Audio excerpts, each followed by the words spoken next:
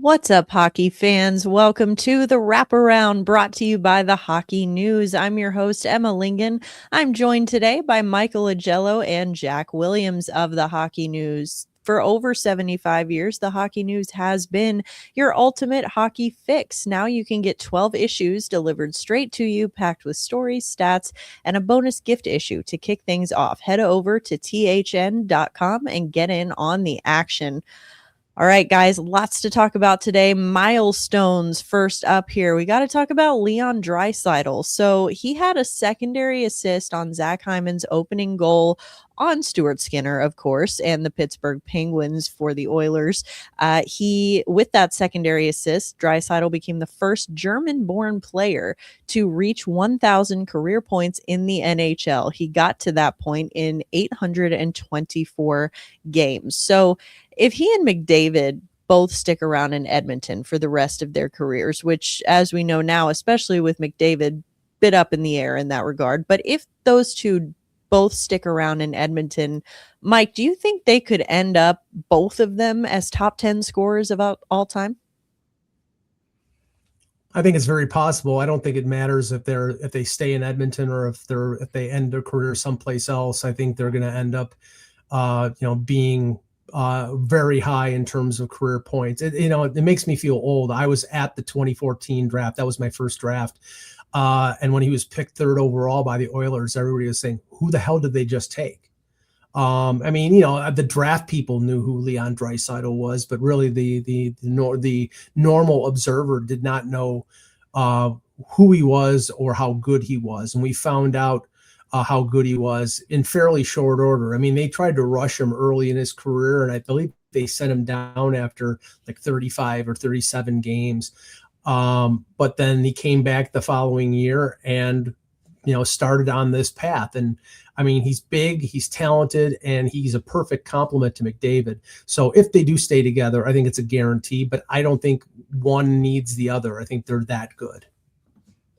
Well, and you see it a lot in Edmonton too, with the way that they split those two up, put them on separate lines to kind of spread the wealth a little bit. I mean, Jack, where do you see Leon Draisaitl finishing his career in terms of all-time scoring? I mean, still got quite a few years left in him, I would think, but just with what he's been able to do so far, what are your thoughts on that? Yeah, I mean, he and McDavid as well have just shown no signs of slowing down. I agree with Mike and just being like, if they stay in Edmonton, they will get up there. If they don't stay in Edmonton, I don't think that's going to deter them at all. I think if he stays on the pace that he's at, he could be flirting with a top 10 spot, maybe a 10 through 7 a little bit. I don't think he's going to be getting up with the Lemieux and Gretzky's of the world. Maybe McDavid could be flirting with that a little bit more. But I mean, these guys have shown no signs of slowing down. Draisaitl is 30, McDavid is 28.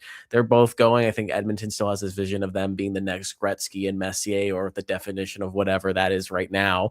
But no, I mean, it's a guy that's just not slowing down. It's a huge thing for European players as well, especially him being the first German-born guy to do this. So, I mean, it's just generational, just what he does. And I think he's just going to continue to roll. It's just, like I said, just he has shown no signs of stopping.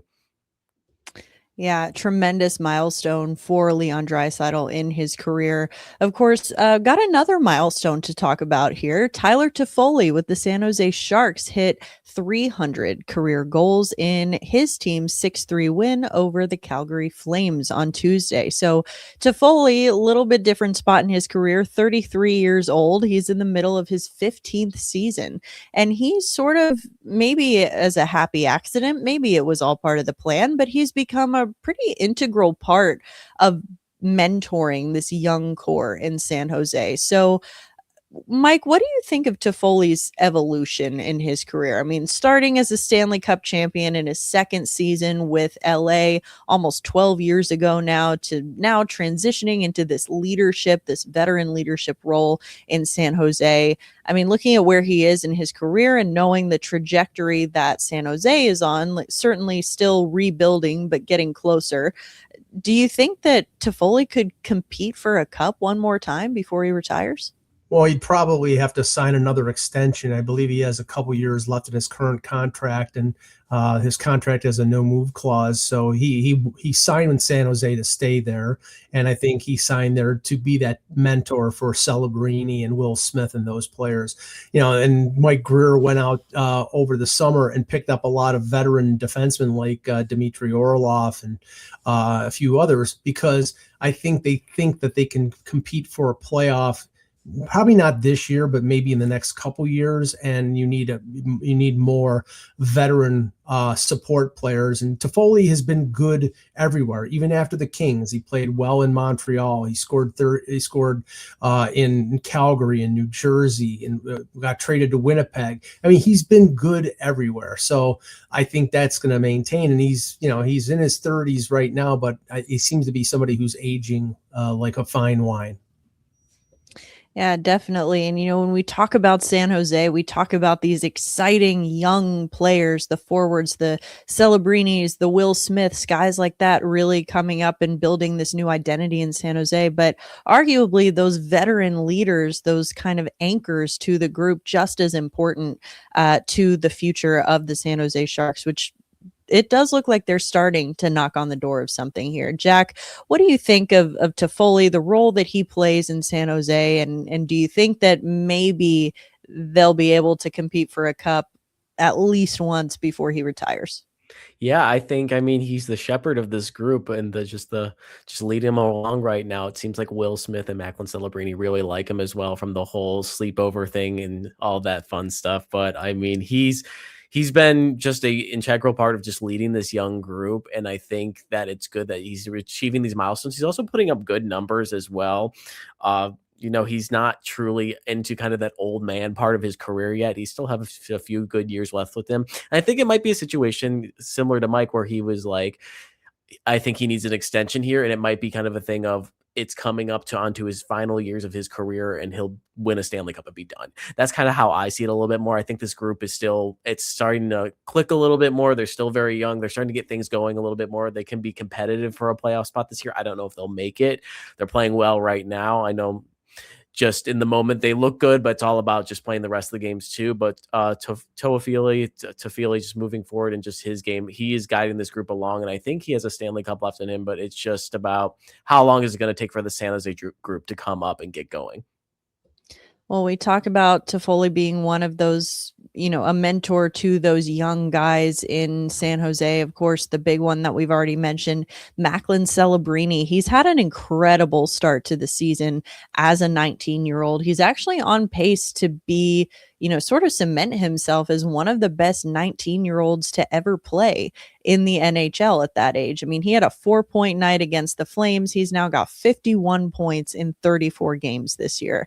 He's on pace to put up 123 points right now over 82 games if he were to continue at this current pace. Of course, no one expects him to do that, but still, remarkable start to the season here.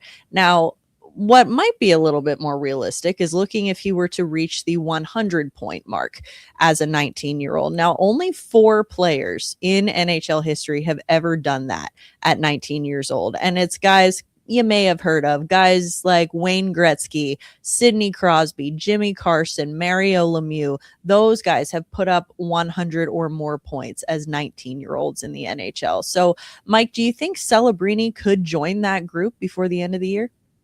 I'm going to go out on a limb. San Jose GM Mike Greer will not be allowing Macklin Celebrini to go to the World Juniors. I mean, he's an amazing talent. I mean, the goal he scored, I think it was last night or the previous night, where it was sort of a dipsy-do turnaround, was just, and those are goals that only superstars like McDavid and Matthews score. I think he'll get to 100 points. We know that the motivation for him right now, and I think the motivation is to be the best player he can be, but the motivation here was to show Hockey Canada that he could play for the Olympics. And right now, everybody's saying he is going to be on that Olympic squad. unfortunately, I think the one negative here is he's not going to get 3 weeks off in February to rest and build up for the rest of the season. He's going to be in Milano Cortina playing for Canada, but I think he's going to get to 100 points. He's got 51 points in 34 games. I think he'll easily get past 100 if he avoids injury. Jack, you agree? Yeah, I think that's a fantastic point that Mike brought up, just with the break and not getting that with the Olympics, and talking about kind of a younger player in that context of that's a whole new thing coming into it and what the adjustment's going to look like and being on such a big stage like that. But hey, he's playing really well right now. He's playing, I mean, he's young, but it is the best hockey of his career technically. So, I mean, it's just rolling with what's going well, just staying healthy. I think if he stays healthy and keeps going, he is going to hit that 100-point mark, which would be huge, especially just backtracking a little bit, talking about the San Jose core and making steps forward. He's a big part of the youth. Toffoli being the young guy there, the old guy, excuse me. Celebrini being the young guy, but I mean, it's good for him right now. I think the Will Smith injury kind of hurts a little bit more in taking one of those playmakers out of the mix.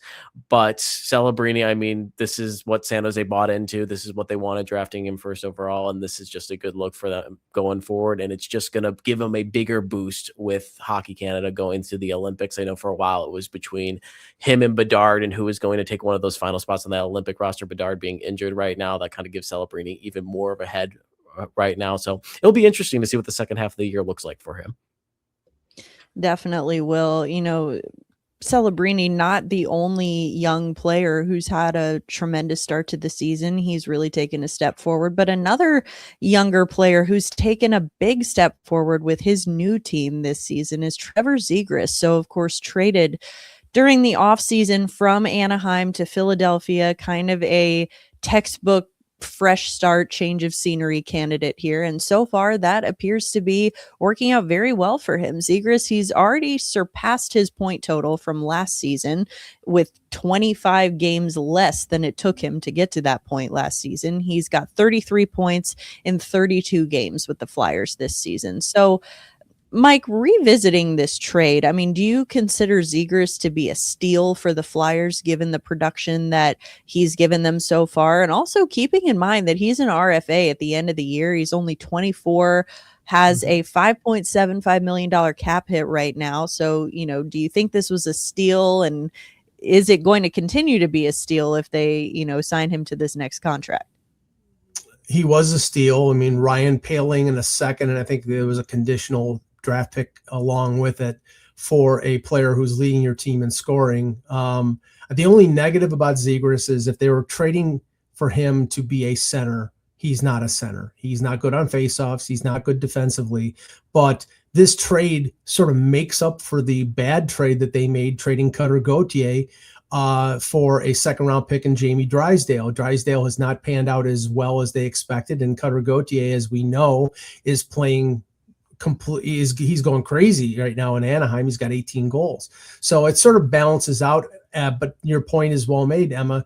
They're going to have to pay him. Now, the thing is, he's not going to be paid as a center. So I don't think he's going to get to that $10 million mark, but he could get to $8.5 to $9 million, and they're going to have to pay him because they need him with a bunch of young forwards like Forster, who's hurt, and Mishkov. They need the steady offense that Zegras provides. Yeah, definitely really dynamic player offensively. Defensively, a little bit more of a liability there. But like you said, if he's found a permanent home sort of on the wing in Philadelphia, seems like a really good fit for him. Jack, what do you think of this trade overall? And what do you think Zegras' next contract might look like in Philly?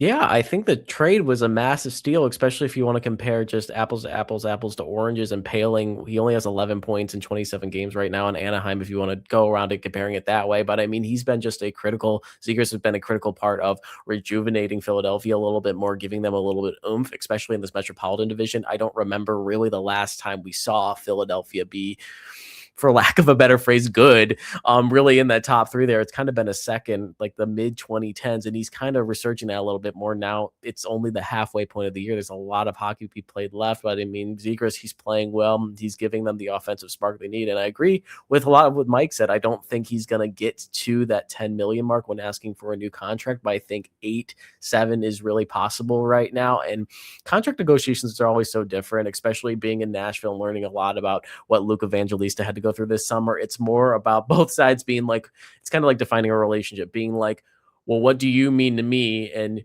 what do I mean to you kind of situation. It's kind of a standoff and that understanding a little bit more and trying to figure that out, showing bluffs a little bit more and realizing that. So it's going to be Philadelphia. He means a lot to Philadelphia. And I think it's about him recognizing what that amount's going to be. So it should be interesting, but just showing what he's done so far, it should be a no-brainer for Philadelphia to give him what he wants. Well, Jack, you mentioned Nashville, obviously with you spearheading our Nashville Predators coverage here at the Hockey News. Want to pick your brain a little bit about Brady Martin. So, of course, number 5 pick by Nashville in this most recent draft. He is now playing in the World Junior pre-tournament competition, got underway on Wednesday. Canada defeated Sweden 2-1. Obviously, Brady Martin playing for Canada on the top line. He's been skating with projected top 2026 pick Gavin McKenna. Of course, he scored twice in that game. He's just really been having a solid season. He played 3 NHL games with the Predators this year, of course, picked up an assist in the NHL before eventually returning to the OHL, where he now has 16 points in 13 games with the Sioux. So, Jack, do you think Martin is going to be an impactful player for Canada at this tournament, and how much stock should we be putting in the very obvious chemistry he seems to be having with Gavin McKenna so far? Yeah, I mean, it's such a short tournament, and I mean, the big thing that we've seen a lot in the past few years with it is if somebody gets hot, they really get hot in this tournament. They really get going. It really could be anybody on the roster. So seeing Brady Martin, especially establishing chemistry, Gavin McKenna like that early on here, that is huge for Predator fans. That is huge for Nashville. That is huge for the organization. Unfortunately, a lot of fans really can't watch World Juniors here unless you have NHL networks. I don't know how much they're seeing it outside the Twitter highlights, but I mean, it's massive. It's big.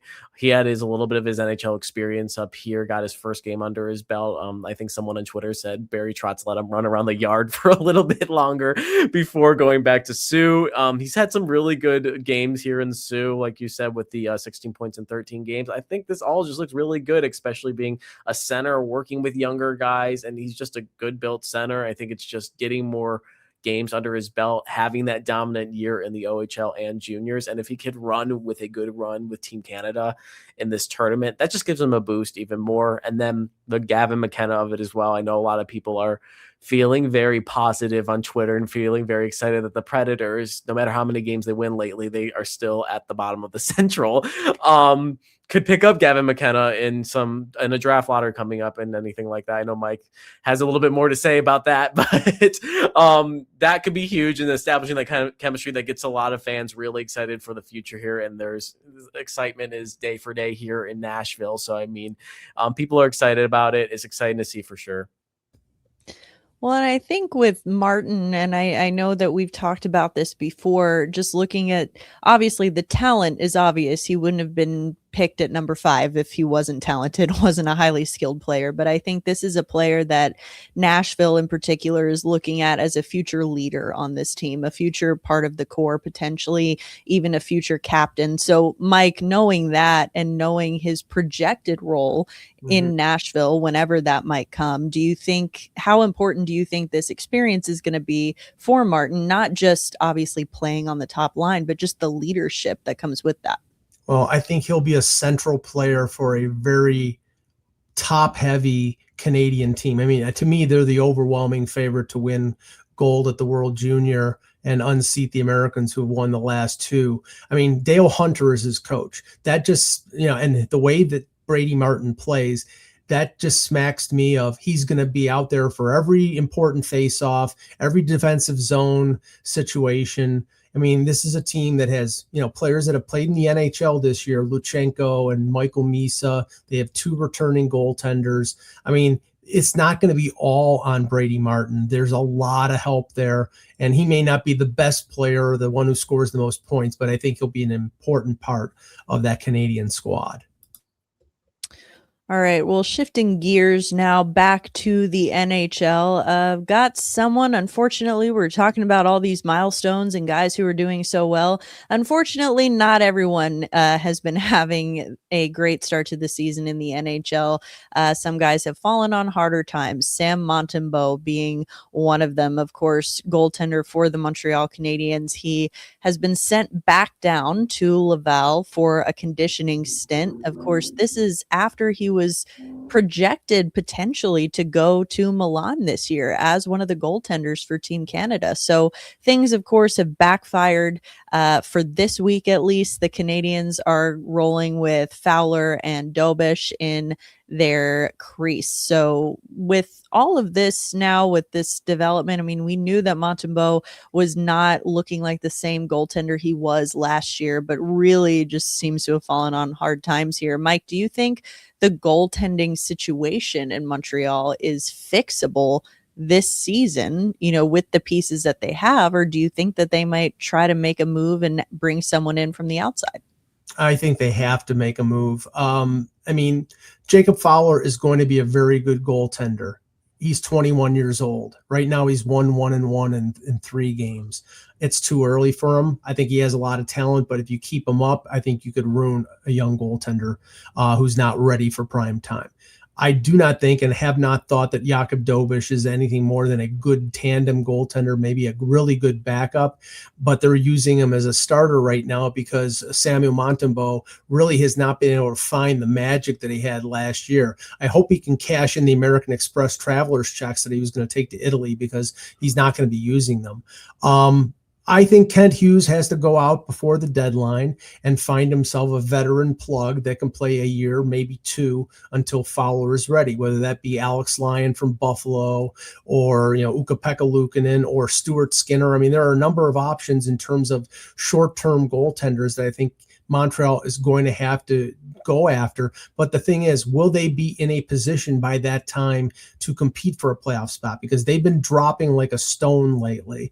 And I think they have a lot of talent, but it's the same thing, Emma, that we said from the very beginning of the season. They have one great line. They have a couple good defensemen, and their goaltending was questionable. And what is happening 35 games into the season? They have one great line. They have a couple good defensemen, and their goaltending is questionable. So, something needs to be changed.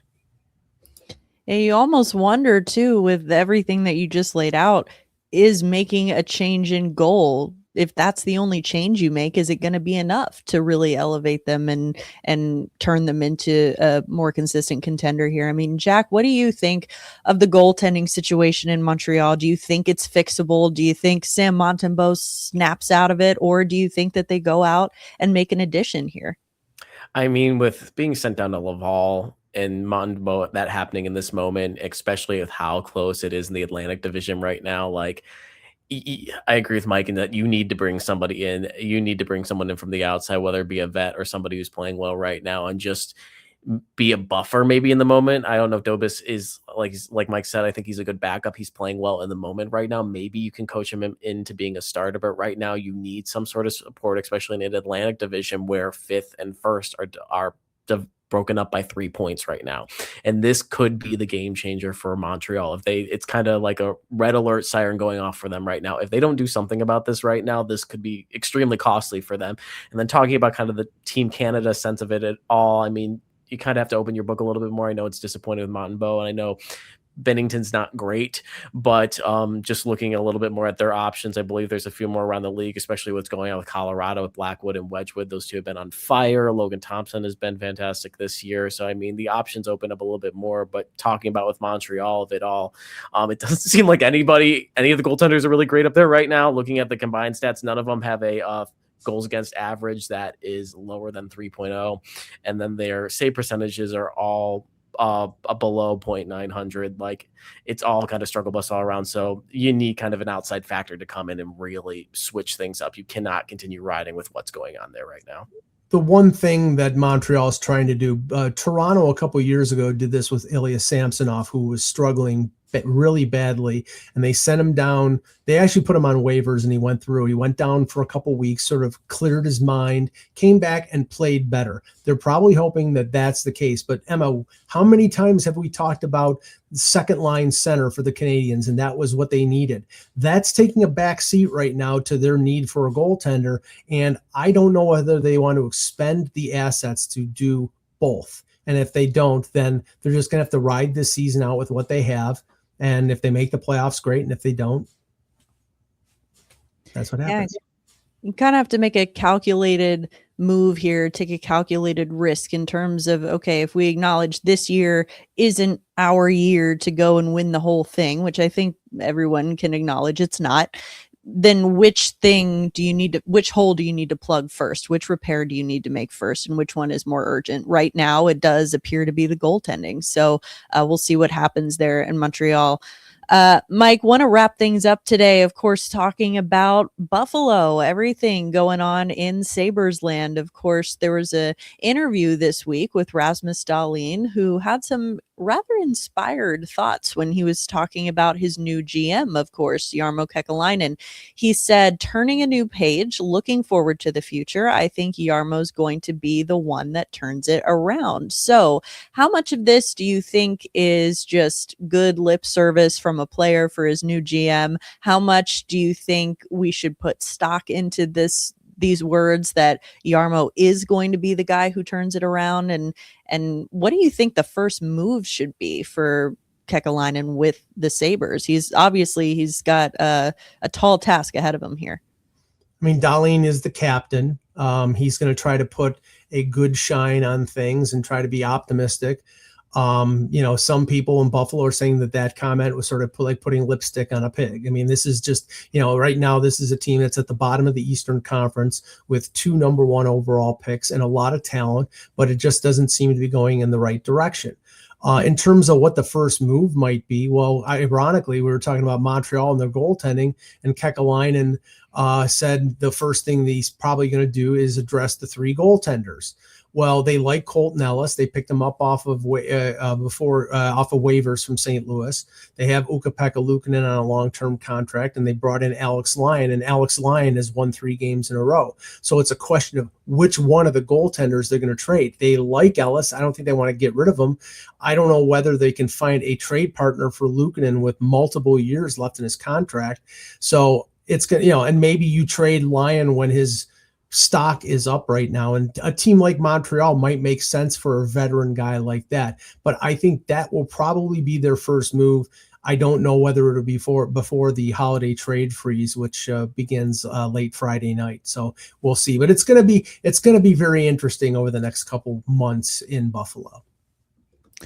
That is an understatement, I think. Jack, looking around the league, it was kind of always a matter of not if, but when Kevin Adams would be fired. Now that has happened. And so now looking at everything that lies ahead here for Jarmo Kekalainen and the Sabres, I mean, what do you see happening next? That's a bold question. I think really you just need to try whatever's going to work at this point. I mean, with just the Sabres and just the interesting combination that they've had over the years of just not making the playoffs since 2011, it's just been like you need to try just about everything and seeing what works in the moment. I think Mike could maybe talk about this a little bit more in Kekalainen and possibly being a European GM. Maybe that's going to lure a little bit more European players to come towards Buffalo in a way. It could be a possibility. It's just in this moment with Buffalo, it's a kind of a team that, in my opinion, just really need to be trying whatever you can in order to get stuff to work and something to spark off right now. And I think having a new coaching change, having a GM change, and really switching things around a little bit more that could really get things going. I just know from the comparison from the national perspective and being another team that is towards the bottom of the division, bottom of the league right now, and a team that is not making many changes to what's going on right now. Buffalo's kind of going the other way around and seeing, hey, let's switch this up and see if this is going to work. And if it's not, let's try this again. And it's kind of going to be an interesting comparison between these two teams where you have one team that's not doing much and then you have another team that is doing a lot, and which one might, again, trying to find a spark, which one is going to end up catching on fire and maybe moving up it might be like 3 spots in the standings, but you're moving anyway. So I think it's just going to be interesting, especially in my mind, and comparing those two perspectives. Well, and hey, in the Atlantic Division, moving 3 spots in the standings could be all you need to get to the playoffs. So that's the state of the East right now. But Mike, definitely appreciate your perspective on this, being in Buffalo. Of course, I have a quick follow-up question for you. What do you think this means, if anything, for Lindy Ruff? Well, Ruff spoke to the media yesterday and indicated that he wants to finish the job. But the question is, what does that mean? There's been some speculation he's going to be kicked upstairs. I get the feeling if they keep winning and they keep playing competitive hockey, that Ruff finishes out the year. Terry Pegula, the owner of the Sabres, fired Lindy Ruff back in, I think, 2011 or 2013. He doesn't want to fire him again. Promoting him upstairs is basically firing him and hiring him for a different job. Lindy's got a lot of pride. I think they're going to end up keeping him for the rest of the year. But after that, we've heard John Tortorella, we've heard Seth Appert, we've heard Peter DeBoer. You're going to hear a number of names. I don't know if any of them are coming in the middle of the year, maybe Appert because he's the assistant coach right now. But if I had to gamble, I would say Lindy Ruff stays as the head coach of the Sabres for the rest of the season. All right. Well, go place your bets now. Just kidding. Of course, if you want to read about anything going on with the Buffalo Sabres, the Nashville Predators, any of the other teams or players we've talked about today, of course, head over to the Hockey News. It's been the go-to for all things hockey since 1947. 12 issues packed with game and player insights, plus a free issue to start, is a must-have for any fan. Head to thn.com/free and grab your subscription today. That's going to do it for today's episode of The Wraparound. Thank you so much to everyone who tuned in and listened to us talking some hockey today. We really do appreciate it.